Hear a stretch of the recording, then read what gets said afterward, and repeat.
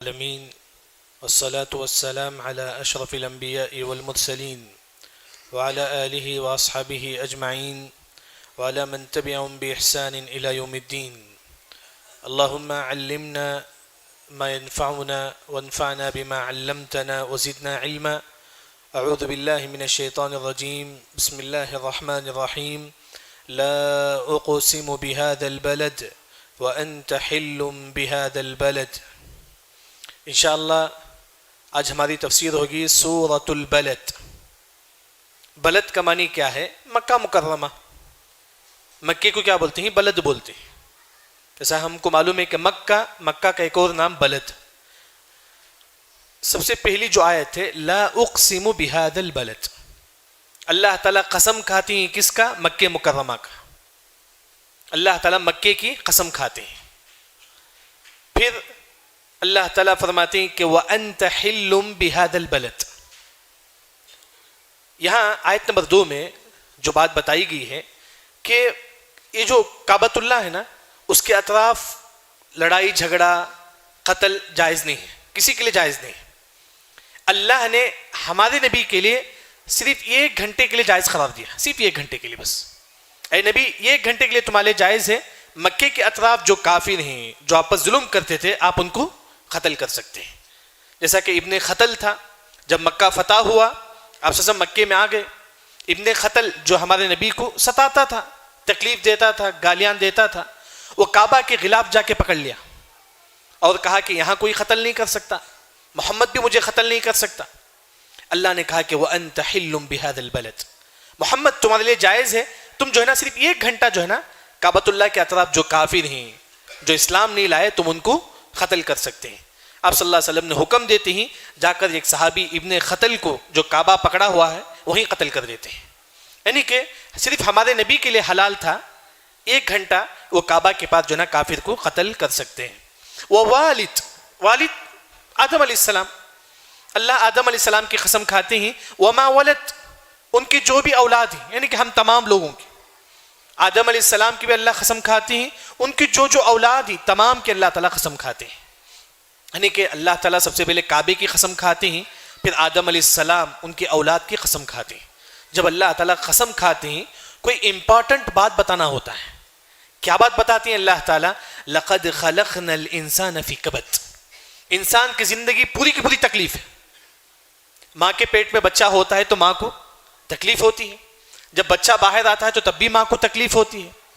پھر ہم زندگی میں آتے ہیں، عبادت کرنے ہم کو تکلیف ہوتی ہے، گناہ چھوڑنے ہم کو تکلیف ہوتی ہے.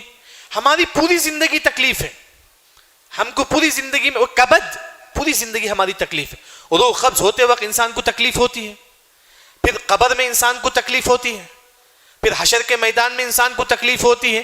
سکون کہاں ملتا ہے؟ جب پہلا قدم ہم جنت پر رکھیں گے، وہاں ایک مومن کو سکون ملے گا. بس ہماری پوری زندگی تکلیف ہے، پوری زندگی جو نا ہماری تکلیف میں ہے. وہی اللہ نے فرمایا کہ لقد خلقنا الانسان فی کبد، انسان کی پوری زندگی جو ہے نا تکلیف ہے. اس کے بعد اللہ تعالیٰ 3 آیت میں برے لوگوں کے بارے میں ذکر کرتے ہیں. برا لوگ یعنی کہ برا انسان کون ہے؟ ایحسب ان لن یقدر علیہ احد، برا انسان یہ سوچتا ہے مجھے کوئی کچھ نہیں کر سکتا، مجھے کوئی کچھ نہیں کر سکتا، میں کتنا بھی گناہ کروں مجھے کوئی کچھ نہیں کر سکتا، میں کتنا بھی نافرمانی کروں مجھے کوئی کچھ نہیں کر سکتا. ایحسب ان لن یقدر علیہ احد، اس کو اپنی طاقت پہ گھمنڈ ہوتا ہے. جیسا کہ قارون نے کہا یہ جو مال جو میں کمایا ہوں، جو میں نے اپنے ٹیلنٹ سے کمایا ہوں، مجھے کوئی کچھ نہیں کر سکتا. اللہ نے کیا کر دیا؟ اس کو زمین میں دھسا دیا. فرعون نے انہیں کہا کہ انا ربکم الاعلی، میں ہی رب ہوں، نعوذ باللہ.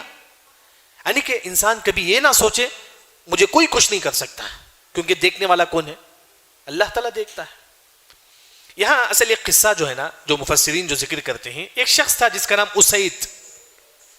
یہ بڑا طاقتور تھا، اپنے طاقت پہ بڑا گھمنڈ تھا. اسے مکے کے بازار میں آ کے کھڑتا تھا، پھر نیچے چھمڑا بچھاتا تھا، پھر اس کے اوپر کھڑا ہوتا، پھر بازار میں جو لوگ ہی تمام سے کہتا آؤ یہ چھمڑے کو کھینچو.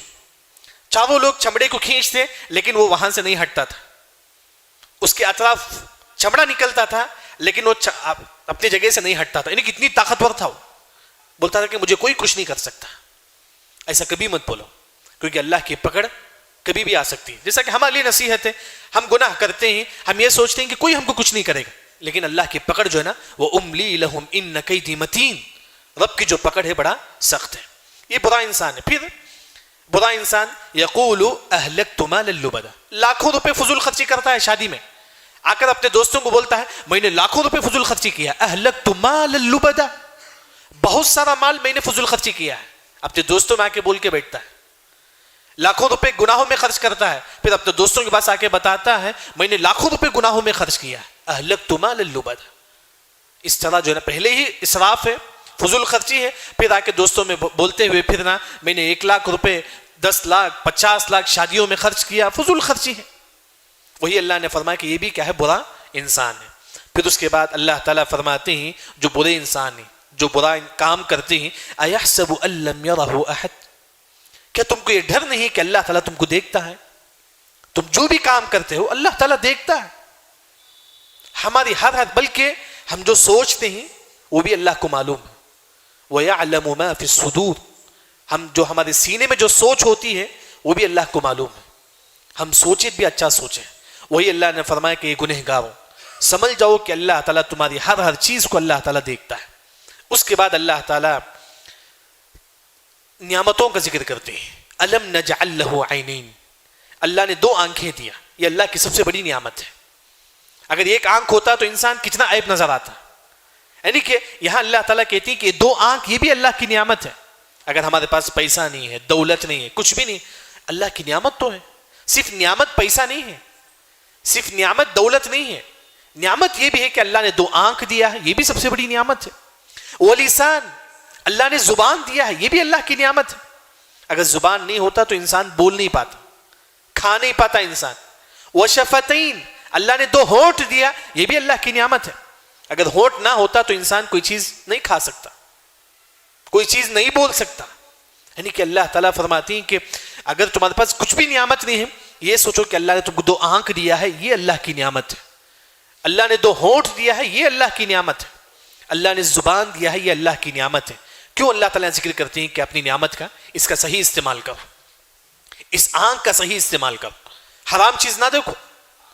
کیونکہ حدیث میں آتا ہے کہ عین غضت من محارم اللہ, جو آنکھ حرام چیز نہیں دیکھتی ہے اللہ تعالیٰ اسے نار جہنم سے بچا لیتے ہیں. اس آنکھ کا صحیح استعمال, زبان صحیح استعمال, غیبت نہ کرو, جھوٹ نہ بولو. یعنی کہ جو چیز اللہ نے ہم کو نعمت دی ہے اس کا صحیح استعمال کرو. اس کے بعد اللہ تعالیٰ فرماتی ہیں کہ وَهَدَيْنَاهُ النَّجْدَيْنِ, اللہ نے آپ کو دونوں راستہ بتا دیا. یہ شر کا راستہ ہے, خیر کا راستہ ہے, یہ حلال کا راستہ ہے, یہ حرام کا راستہ ہے, تمام کو معلوم ہے. یعنی کہ وہی اللہ تعالیٰ فرماتی ہیں کہ اِنَّا هَدَيْنَاهُ السَّبِيلَ إِمَّا شَاكِرًا وَإِمَّا كَفُورًا, اللہ نے دونوں راستہ اللہ نے بتا دیا. ایک حدیث ہم کو ملتی ہے, شیخ البانی رحمہ اللہ صحیح کہتے ہیں, جب انسان گھر سے باہر نکلتا ہے, اگر ہماری نیت گناہ کی نیت ہو, کسی کو ڈبانے کی نیت ہو, تو شیطان اپنے جھنڈے کے پاس اس کو لے لیتا ہے. جب ہم گھر سے باہر نکلتے ہیں ہماری نیت نیک ہو, نماز کے لیے ہو, دین کے لیے ہو, حلال کمانے کے لیے ہو, کسی کو تکلیف دینے کے لیے نہیں. یعنی کہ ہم جو ہے نا دین کے لیے باہر نکلتے ہیں, فرشتے اپنے جھنڈے کے پاس اس کو لے لیتے ہیں.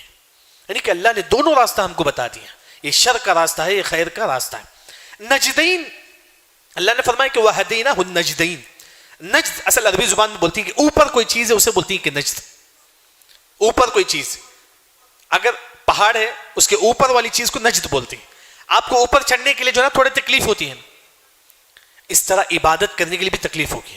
اسی وجہ سے اللہ نے فرمایا کہ عبادت کو اللہ نے کہا کہ نجد, جس طرح اوپر ہے نجد, اسے چڑھنے کے لیے تکلیف ہوتی ہے, عبادت کرنے کے لیے بھی تکلیف ہوئے گی, نماز پڑھنے کے لیے تکلیف ہوتی ہے, تہجد کو اٹھنے کے لیے تکلیف ہوتی ہے, روزہ رکھنے کے لیے تکلیف ہوتی ہے, لیکن صبر کرو. کیونکہ ہماری پوری زندگی کیا ہے, لَقَدْ خَلَقْنَا الْإِنسَانَ فِي كَبَدٍ, ہماری پوری زندگی تکلیف ہے. انسان کو سکون اور راحت جنت میں پہلی قدم کے پاس ملے گا. جب جنت میں داخل ہو جائیں گے وہاں ہم کو سکون اور اطمینان ملے گا. پھر اس کے بعد اللہ تعالیٰ فرماتے ہیں کہ فَلَقْتَحَمَ الْعَقَبَةَ, عقبہ جہنم میں ایک پہاڑ ہے, اس کو بولتی ہیں کہ عقبہ. اللہ نے فرمایا, یہاں اللہ تعالیٰ فرماتی ہیں کہ آپ کو جنت جانے کے لیے آپ کو کیا کرنا چاہیے. سب سے پہلے اللہ نے کہا کہ تم عقبہ میں داخل نہ ہو جاؤ. عقبہ جہنم کا ایک پہاڑ ہے, یعنی کہ آپ جہنم سے بچ جاؤ. جہنم سے بچنے کے لیے آپ کو کیا کرنا چاہیے؟ فک رقبہ، غلام آزاد کرو. آج کے زمانے میں غلام نہیں ہے. دوسری جو تفسیر ہے وہ یہ ہے کہ کوئی آج کل دیکھیں ماحول ہندوستان میں، کافر کیا ہے مسلمانوں کو پکڑ کے جیل میں ڈال دیتے ہیں. وہاں بیل کے لیے لاکھوں روپے خرچہ ہوتا ہے، آپ خرچ کرو، پورے کمیٹی والے مل کر، جن کے پاس حیثیت ہے وہ مل کر جو ہے نا بیل میں اس مسلمان کو چھڑاؤ. یہ فک رقبہ ہے، یہ بہت بڑی نیکی ہے جس کی وجہ سے اللہ تعالیٰ آپ کو نار جہنم سے بچا دے گا. کتنے ایسے مسلمان جو جیل میں ہیں، کافر نے ظلمن جو ہے نا ان کو جیل میں ڈال دیا. آپ نے بیل کے لیے جتنا خرچہ ہو سکتا ہے آپ خرچ کر کے ان کو جیل سے نکال دیجئے. یہ فک رقبہ ہے جس کی وجہ سے اللہ تعالیٰ مجھے اور آپ کو نار جہنم سے بچا دے گا. اس کے بعد جو دوسری جو نیکی ہے، او اطعام فی یوم ذی مسغبہ، پورے لوگ بھوکے ہیں، یعنی کہ ایک لوگ بھوکے ہیں تو آپ کھلاتے ہیں الحمدللہ، لیکن پورے گاؤں والے بھوکے ہیں، اگر آپ پورے گاؤں والے کھلاتی ہیں تو یہ بھی سب سے بڑی نیکی ہے. جیسا کہ غزہ کا جو ماحول ہے، وہاں پانی کے لیے پینے نہیں ہے، کھانے کے لیے کھانا نہیں ہے، ایسے وقت وہاں کوئی مسلمان پیسہ بھیجتا ہے، ان کو کھلاتا ہے، یہ سب سے بڑی نیکی ہے جس کی وجہ سے اللہ تعالی ہم کو نار جہنم سے دور کر دیں گے. ذی مسغبہ، ان کے پورے لوگ بھوکے ہیں، ایک دو لوگ نہیں، دسوں لوگ، 50 60 100 لوگ پورے کے پورے بھوکے ہیں. یا ہو سکتا ہے کہ ہمارے پاس بھی کوئی ایسا گاؤں ہو جہاں پورے کے پورے غریب رہتے ہیں، وہاں کھانے کے لیے کچھ بھی نہیں ہے، چاول وغیرہ جو نا پوٹلی بن کے ان کو جا کے دے دیجیے. پورے غریب کئی لوگ ایسا ماحول ہے وہاں کھانے کے لیے کچھ بھی نہیں ہے، 50 60 پوٹلی چاول کا یا دال کا تیل کا بنا کر جو نا ان غریبوں کو دے دیجیے. یہ سب سے بڑی نیکی ہے. اللہ تعالیٰ فرماتی کہ جس کی وجہ سے اللہ تعالیٰ آپ کو نار جہنم سے دور کر دیں گے. ایک اور جو نیکی ہے، یتیما ذا مقربہ، یتیم جو ہوتا ہے، جو آپ کے ریلیشن میں جو یتیم ہے اس پر خرچ کرو، کیونکہ ریلیشن میں جو یتیم ہے اگر آپ اس پر خرچ کریں گے تو آپ کو دو ثواب ملے گا. ایک رشتہ داری قائم کرنے کا، دوسرا یتیم کی کفالت کرنے کا، دو ثواب. ہمارے رشتہ دار میں اگر کوئی یتیم ہے ہم جو ہے نا ان پر بھی خرچ کرو. لیکن بعض مفسرین نے یہاں فرماتی ہے کہ یتیما ذا مقربہ، ایک ہوتا ہے کہ ہمارا ددیال، ایک ہوتا ہے کہ ہمارا ننیال، دادی گھر نانی گھر، یہ دو خاندان تو تمام کو معلوم ہے. اس کے علاوہ جو لوگ ہوتے ہیں اگر اس میں سے کوئی یتیم ہے اگر ان پر خرچ کریں گے تو یہ بھی سب سے بڑا ثواب ہے. ہم تو جناب دادی گھر والے میں کوئی غریب ہے تو ہم دیتے ہیں، ہمارے نانی گھر میں اگر کوئی غریب ہے تو ہم ان کو بھی دیتے ہیں، لیکن ان دونوں خاندانوں کے علاوہ بھی اگر کوئی یتیم ہے ان پر بھی تم جو ہے نا خرچ کرو. پھر اس کے بعد معلوم ہے کہ یتیم کے بارے میں ایک اور جو چیز ہے، یتیم کے متعلق جو سنت ہمارے پاس جو چھوٹی ہوئی ہے، سورہ نساء آیت نمبر 8 میں اللہ تعالیٰ فرماتی ہے کہ اگر کسی کا انتقال ہو جائے، اب میراث کا مال ہوتا ہے، وراثت کا مال ہوتا ہے، وراثت کا مال کیا کرتی ہیں بھائی بہن آپس میں تقسیم کر لیتے ہیں، یہی ہم کو معلوم ہے. لیکن ایک سنت جو ہم سے چھوٹی ہوئی ہے وہ یہ، وراثت کا مال آپس میں تقسیم کرنے سے پہلے اس وراثت کے مال میں سے تھوڑا یتیم کو بھی دیا کرو، اس وراثت کے مال میں سے تھوڑا یتیم کو دیا کرو، تھوڑا آپ کے خاندان میں کوئی غریب ہے ان کو دیا کرو، کیونکہ یتیم کے پاس پیسہ نہیں ہوتا ہے. اللہ تعالیٰ یہی کہتے ہیں اپنے وراثت کا مال تقسیم کرنے سے پہلے اس مال میں سے تھوڑا یتیم کو بھی دیا کرو. سورہ نساء آیت نمبر 8 میں اللہ تعالیٰ ذکر کرتے ہیں. پھر ایک اور جو نیکی ہے، او مسکین ذا متربہ، او مسکین، مسکین کسے بولتے ہیں؟ یہاں جو ذا متربہ، متربہ ترب بولتی کہ مٹی کو بولتے ہیں، یعنی کہ جیسا کہ آپ دیکھیں گے سڑک میں کئی لوگ وہیں سوتے ہیں، ان کی گھر وہی ہوتا ہے، سڑک پلیٹ فارم وہی ان کا گھر ہوتا ہے. ایسے لوگوں کو آپ جو ہے نا کپڑا لے کر دو، ایسے لوگوں کو جو ہے نا آپ ان پر خرچ کرو، یہ سب سے عظیم نیکی ہے. آپ ریلوے اسٹیشن میں بھی ہم دیکھتے ہیں کئی غریب وہیں ان کی زندگی ہوتی ہے، بس اسٹینڈ میں کئی لوگ وہیں ان کی زندگی ہوتی ہے. ایسے لوگوں کو اگر آپ کپڑا لے کے دیں گے، ان پر خرچ کریں گے، جس کی وجہ سے اللہ تعالیٰ آپ کو نار جہنم سے بچا دیں گے. او مسکینا ذا متربہ. اس کے بعد آخر میں اللہ تعالیٰ فرماتی کہ ثم کان من الذین آمنوا، پھر جو ایمان لائے. ترجمہ دیکھیں کہ ثم پھر کان من الذین آمنوا، جن لوگوں نے ایمان لایا. یعنی کہ یہاں ایک مسئلہ جو مفسرین جو ذکر کرتے ہیں، کوئی کافر کو آپ ملتے ہیں، اس کافر سے بولے کہ آپ اسلام لا لو، اور کافر کی خوشخبری یہ بھی دو آپ نے کفر میں جو جو نیکی کی ہے اگر آپ اسلام لا لیں گے تو جو کفر میں جو جو نیکیاں کیا ہے اللہ نے اس کا ثواب دے دیں گے. اس کی ایک مثال حکیم بن حزام رضی اللہ عنہ، ان کی عمر کتنی تھی؟ 120 سال. 120 سال ان کی عمر تھی. 60 سال کفر میں گزارے، 60 سال اسلام میں گزارے. حکیم بن حزام رضی اللہ عنہ، ان کی پیدائش کہاں ہوئی؟ کعبۃ اللہ کے اندر، زمانے جاہلیت میں. حکیم بن حزام رضی اللہ عنہ ہمارے نبی کے پاس آتے ہیں، آ کر کہتے ہیں اللہ کے نبی میں 60 سال کفر میں گزارا، میں کئی نیکیاں اس میں کیا ہوں، صدقہ و خیرات کیا ہوں، صلہ رحمی کیا ہوں، یعنی کہ کئی نیکیاں میں نے اس میں کیا، اگر میں اسلام لا لوں گا تو کیا مجھے پرانی جو کفر میں جو میں کام کیا ہوں، جو نیک کام کیا ہوں، کیا مجھے اس کا ثواب ملے گا؟ آپ صلی اللہ علیہ وسلم فرماتے ہیں کہ اگر تم اسلام لا لو گے تو کفر میں جو تم نے نیکیاں کیا ہے اس کا تم کو ثواب ملے گا. یعنی کہ اگر کوئی کافر آپ کو ملتا ہے تو آپ اسے بتا سکتے ہیں اگر تو اسلام لا لے گا تو کفر میں جو نیکیاں کیا ہے اس کا ثواب اللہ تعالیٰ تجھ کو دے دے گا، لیکن اگر وہ اسلام نہیں لائے گا تو اس کا کوئی نیکی اسے نہیں ملے گا. جیسا کہ حاتم طائی ہے، معلوم ہے تمام کو صدقہ و خیرات میں بہت مشہور ہے، لیکن وہ کافر تھا، اسے کوئی ثواب نہیں ملے گا کیونکہ اس نے اسلام نہیں لایا. عبداللہ بن جدعان ہے جس نے پوری زندگی کفر پر گزارا، اس کا بہت زیادہ صدقہ و خیرات کرتا تھا لیکن اسے کوئی بھی ثواب اس کو نہیں ملے گا. اس کے بعد اللہ تعالیٰ فرماتے ہیں کہ نیک لوگوں سے وتواصوا بالصبر. کوئی انسان پریشان ہے، کہیں کسی کی وفات ہو گئی، جا کے ان کو تسلی کی کچھ بات بولو کہ آپ صبر کرو، اللہ اس کا بہترین بدلہ دے گا. یعنی کہ کوئی انسان مصیبت میں ہے، چاہے بیماری میں ہو، چاہے پریشان ہو بزنس کی وجہ سے، چاہے موتے کی وجہ سے، کچھ بھی انسان پریشان ہے، آپ اس کے سامنے صبر کی کچھ بات اس کے سامنے بولو، آپ صبر کرو، انشاءاللہ اس کا بہترین بدلہ دے گا. اور وتواصوا بالمرحمہ، اور خاص طور پر جب آپ غریبوں کو کچھ صدقہ و خیرات کرتے ہیں ان پر رحم بھی کرو. بعض لوگ صدقہ دینے کے بعد ایسا بولتی ہیں گویا کہ آپ جو ہے نا ان پر جو ہے نا احسان کیے، نہیں، آپ ان پر رحم کرو، غریبوں پر رحم کرو. وہی اللہ تعالیٰ فرماتے ہیں کہ وتواصوا بالمرحمہ. جو انسان غلام آزاد کرتا ہے، جیسا کہ کوئی مسلمان جیل میں ہے، بیل کے ذریعے سے خرچ کر کے جو ہے نا اس کو دور کرتا ہے، اس کو جیل سے نکالتا ہے، اور غریبوں کو کھانا کھلاتا ہے، اور یتیم پر خرچ کرتا ہے. جو سڑک میں جو لوگ ہوتے ہیں جن کا گھر وہی ہوتا ہے، سڑک ہی ہوتا ہے، ریلوے اسٹیشن میں رہتے ہیں، ایسے لوگوں پر جو خرچہ و خرچ کرتے ہیں، اولئک اصحاب المیمنہ، یہی لوگ جنت میں داخل ہوں گے. میمنہ بولتے ہیں کہ رائٹ. بعض مفسرین فرماتی ہیں کہ یہ نیک لوگ کہاں ہوں گے؟ اللہ کے عرش کے رائٹ سائڈ میں ہوں گے، اللہ کے عرش کے رائٹ سائڈ میں ہوں گے. اس کے بعد اللہ تعالیٰ فرماتی ہیں کہ جو برے لوگ ہیں والذین کفروا بآیاتنا، جن لوگوں نے کفر کیا، جن لوگوں نے قرآن کا انکار کیا، حدیثوں کا انکار کیا، اور جن لوگوں نے اسلام نہیں لائے، اصحاب المشأمہ، ان کے نام اعمال الٹے ہاتھ میں ملیں گے. جب جہنم کا ذکر آئے تو ہم پڑھیں گے کہ اللہم انا نعوذ بک من النار. جب نعوذ باللہ جب جہنم میں داخل کر دیا جائے گا کافروں کو، علیہم، ان پر، نار، جہنم ہوں گے، آگ ہوگا، کیسا؟ مؤصدہ، چاروں طرف سے پیک ہو جائے گا، جس طرح باکس ہوتا ہے چاروں طرف سے پیک ہوتا ہے، اس طرح کافر جب جہنم میں ہوگا، جہنم چاروں طرف سے پیک ہو جائے گا، اس کے لیے چاروں طرف سے انگار ہوگا کافروں کے لیے. یہ سورہ بلد کی جو ہے نا کچھ مختصر تفسیر ہوئی. یہاں ایک بات یاد رکھیں، پہلی آیت میں اللہ نے مکہ کا ذکر کرتے ہیں، آخری آیت میں اللہ تعالیٰ جہنم کا ذکر کرتے ہیں. کیوں؟ کیا کنیکشن ہے دونوں میں؟